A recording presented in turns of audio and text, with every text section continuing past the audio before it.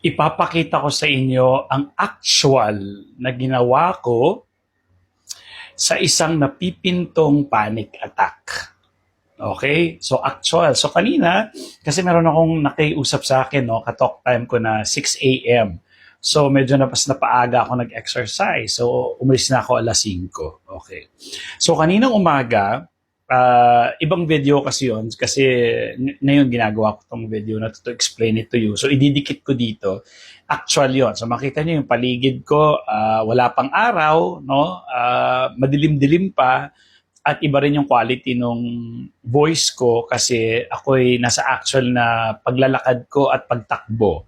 So kung mapapansin nyo, may mga hingal-hingal din ako kanina kasi ang ginagawa ko, takbo, lakad, takbo, lakad. Ganon yung natutunan ko sa isang Japanese style na effective daw kaysa dun sa 10,000 steps per day. So 3 minutes walk, 3 minutes takbo. So ganon ginagawa ko. So anyways, ang point ng video na ito ay para malaman ninyo kung paano i-manage ang anxiety in action. So actual yun nangyari. So bago ko ipakita yung video, explain ko muna sa inyo, no? Ako po talaga ay may GERD, no? Maganda yan kasi natutuwa ako na nakaka-relate ako sa inyo, no? Kasi una may anxiety disorder ako dati. So may GERD din ako. So ito yung dalawang talagang nagkakaproblema, no, yung mga tao. At ngayon, ipapakita ko sa inyo kung paano ko minanage yung GERD ko. At hindi ako naging miserable, hindi ako nagpanic attack, kalmado lang ako, tuloy lang yung buhay ko. Okay? Kasi tandaan ninyo ha, yung kaalaman ninyo ang sasabit sa inyo. Kung hindi kayo maalam about GERD, hindi kayo maalam sa anxiety, then meron takot. Ang taong walang alam, kulang ang kaalaman, mali ang kaalaman, at hindi nag-iisip, talaga pong may simptomas yan. Kasi lalabas yung adrenaline, cortisol, norepinephrine, epinephrine.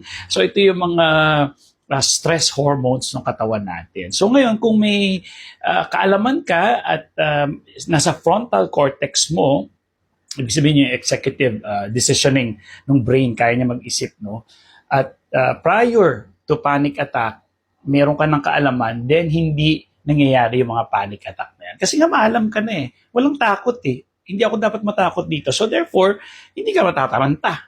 Hindi ka magpapanik. So, ngayon, dito ko kayo matutulungan. Okay? May bayad po ako ha, klaro, may bayad po ako. Kaso, dahil tulong ito, kayo magsabi sa akin kung magkano yung kaya ninyo. Kapag fair sa akin, then schedule natin yung talk time ninyo. Kung hindi naman, huwag kayong mag-alala kasi libre naman yung mga ganito ko tsaka YouTube.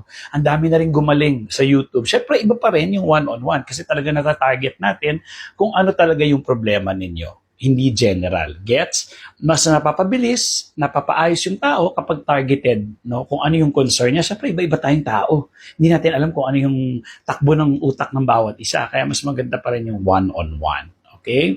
So, ngayon, ano ba yung punto ko doon sa nangyari, doon sa ipapakita kong video?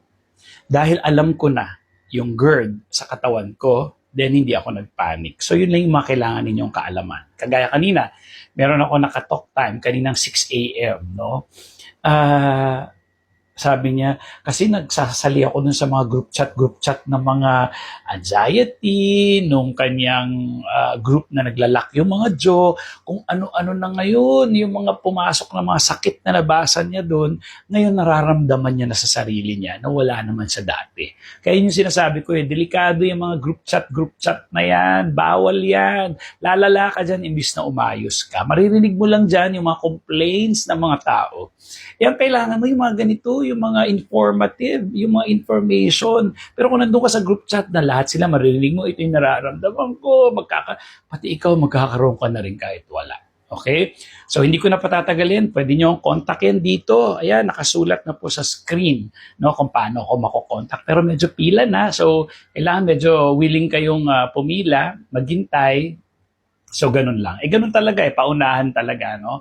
So, kailangan po, gusto ko, diagnose kayo ng doktor para alam kong na-rule out na yung mga totoong sakit. para hindi na natin problemahin yun. So sabihin ng doktor, healthy ka, wala kang problema. So sa pag-iisip lang, so kumausap ka na ng psychiatrist o psychologist, no? At sa akin, ako po ay may cognitive behavioral therapy certificate, no?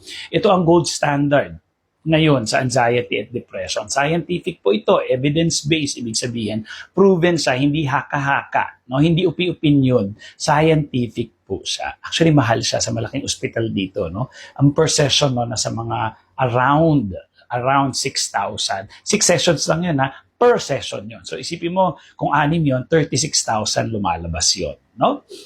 Yun ang CBT, Cognitive Behavioral Therapy. But sa akin, tingnan natin kung fair sa akin. Kasi kailangan fair naman sa akin, kakain ng oras ko yun at skills ko at certificate ko. Nag-aral din ako, nagbayad din ako noon, di ba?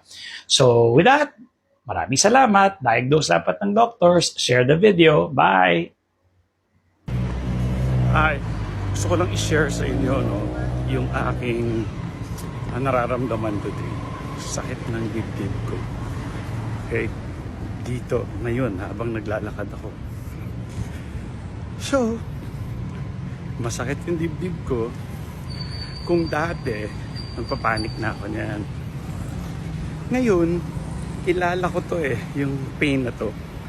Ito yung acid na umaakyat. Ang sakit. Usually, alam ko kasi, mararamdaman ko siya dito sa left side ko. Sa heart, no? Dahil aral ko na yan, naghahanap na lang ako actually na may inumang tubig para ma-flush out yung acid. So kung papansin niyo, ang point lang is, hindi ako nagpapanik.